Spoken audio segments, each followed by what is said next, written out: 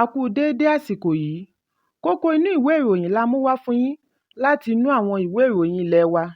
Orúkọ tèmi ni Ọmọgbémisọ́lá ọmọ Alọ́gọ̀madẹ̀.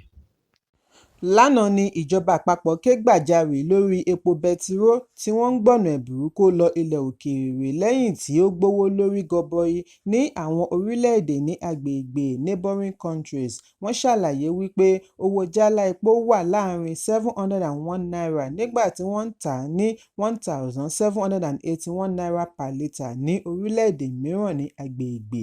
Ìgbésẹ̀ tí ó mú kí kíkó epo ọ̀hún kọjá kúrò lórílẹ̀-èdè túbọ̀ gbòòrò sí i.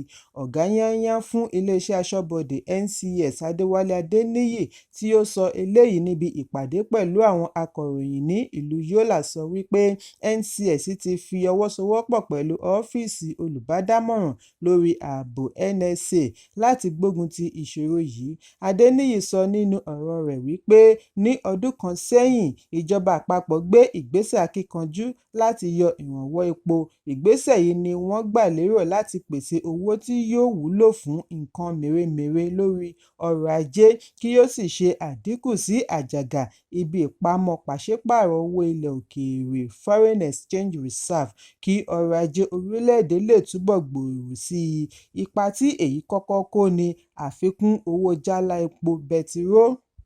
Pẹ̀lú gbogbo ipa tí èyí ní lára ọmọ orílẹ̀-èdè, ìwádìí jẹ́ kó di mímọ̀ wípé orílẹ̀-èdè Nàìjíríà ló ń ta jálá epo lẹ́dínwó jùlọ bí wọ́n bá fi wé àwọn orílẹ̀-èdè adúláwọ̀ yòókù.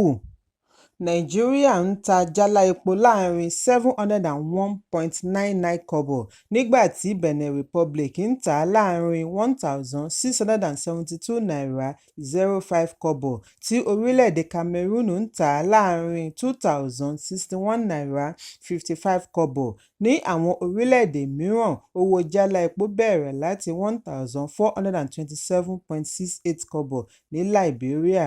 Mali jẹ́ $2,128.20.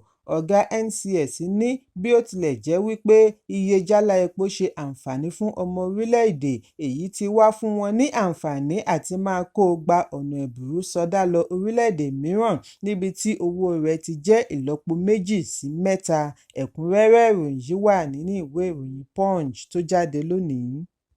Ìjọba àpapọ̀ ti kéde ọ̀la Ọjọ́rú ọjọ́ 12 gẹ́gẹ́ bí ọjọ́ ìsinmi iṣẹ́ láti fi sààmì ayẹyẹ àyájọ́ ìjọba tiwantiwa.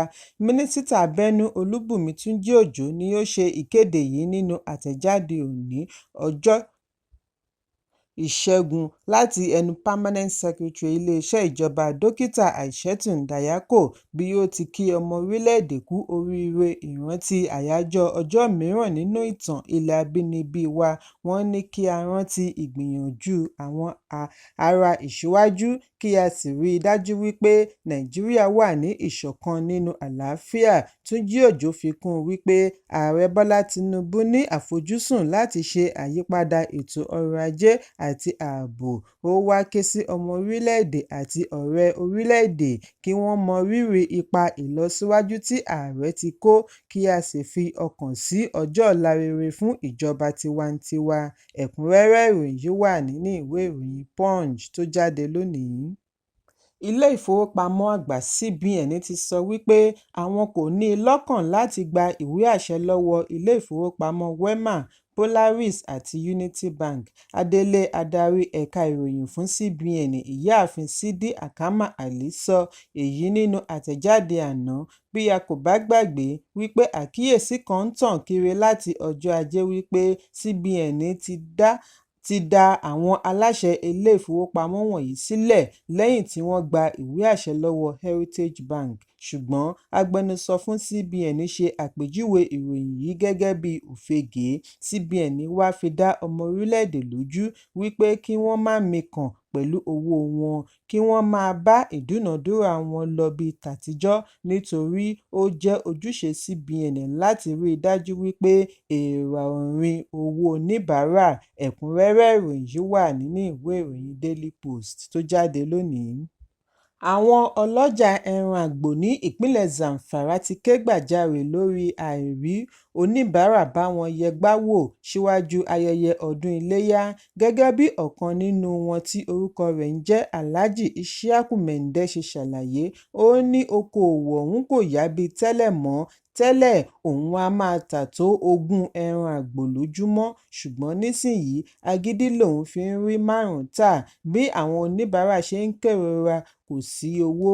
Ó ní okòòwò ọ̀hún dùn ní ọdún tí ó kọjá, ọjà yá dáadáa. Oníṣòwò mìíràn Malam Lawali Ibrahim sọ fún akọ̀ròyìn ní Gúúsù olú ìlú ìpínlẹ̀ wípé bí ọjà ọ̀hún ṣe ń lọ kò wúni lórí rárá. Ó ní ọdún tí ó tóbi jù ní èyí nínú ẹ̀sìn Islam, ó sì yẹ kí inú àwọn Mùsùlùmí dùn, ṣùgbọ́n ìrònú bí olúkúlùkù ṣe máa rí oúnjẹ pèsè sí orí tábìlì fún ìdílé ni ó bá ọ̀pọ̀lọpọ̀.